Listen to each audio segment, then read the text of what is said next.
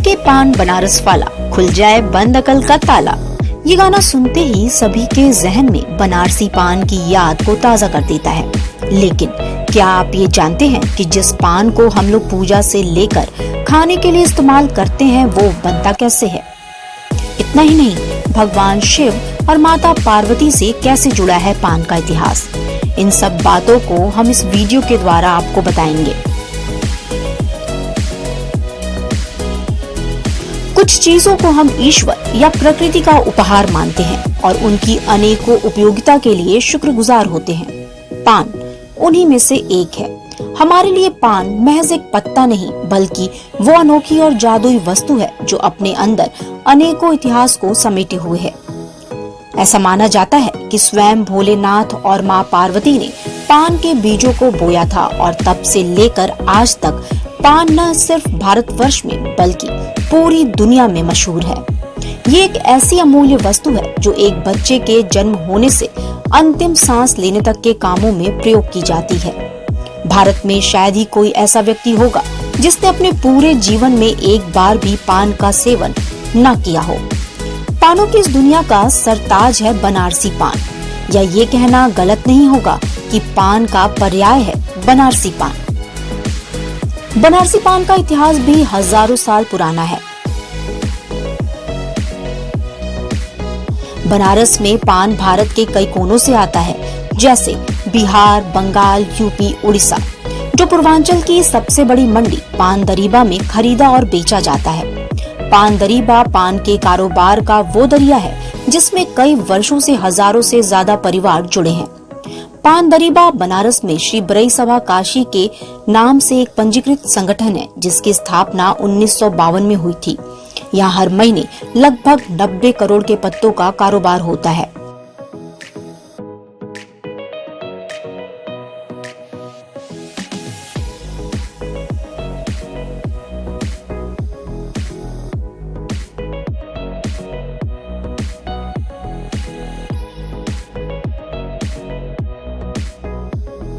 पान यूपी से आता है, बिहार से आता है, बंगाल से आता है, उड़ीसा से आता है। पहले तो जाता था करीब करीब पूरे हिंदुस्तान में, जहाँ से आता है वहाँ भी जाता था।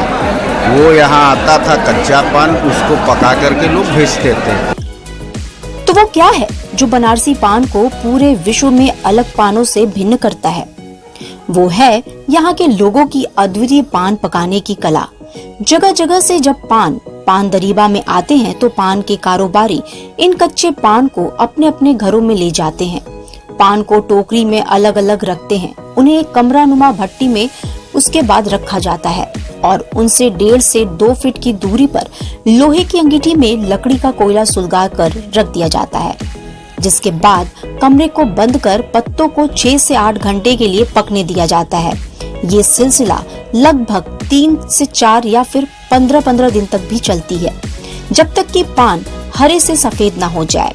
जब पान सफेद हो जाते हैं तब उसे वापस मंडी में लाकर बेचा जाता है, जिससे वे लोगों तक पहुंच सके। 15 दिन लग जाता है एक बार इसको तैयार करने में। 15 दिन लग जाता है। 4-5 बार भट्ठी पड़ता है, चूल्हा पड़ता है, जाता है उसमें, उसको फिर निकालते हैं, फिर पलटते हैं। मतलब इसी तरह से सफ़ेद होते जाता है, फिर निकल के बिकता है। जैसे जैसे सफ़ेद होगा वैसे वैसे निकाल के बेचते हैं। अब उसमें सड़ता भी है, पान सड़ता भी है, तो उसको कुछ फेंकाता है। बनारस में जो पान आते हैं उनकी कई प्रजातियां हैं, जैसे मगही, जगरनाथी, जुग्गी, चंद्रकला, हल्दिया, देशी आदि। पर इन सब का राजा है मगही। पानों को खरीदने के बाद बारी आती है पान लगाने की, जिसमें सुरती, सुपारी, कत्था, गुलकंद आदि शामिल हैं और इस तरह बन जाते हैं लजीज और मुंह में पानी ला देने वाले बनारसी पान, जो अब तैयार है हमारे मुंह का स्वाद बढ़ाने के लिए। पान का प्रयोग न सिर्फ खाने में बल्कि पूजा पाठ, शादी विवाह तथा अन्य औषधियों बनाने में भी होता है। ये कहना गलत नहीं होगा कि पान हमारा गौरव होने के साथ ही साथ विश्व पटल पर हमें एक अलग पहचान भी देता है।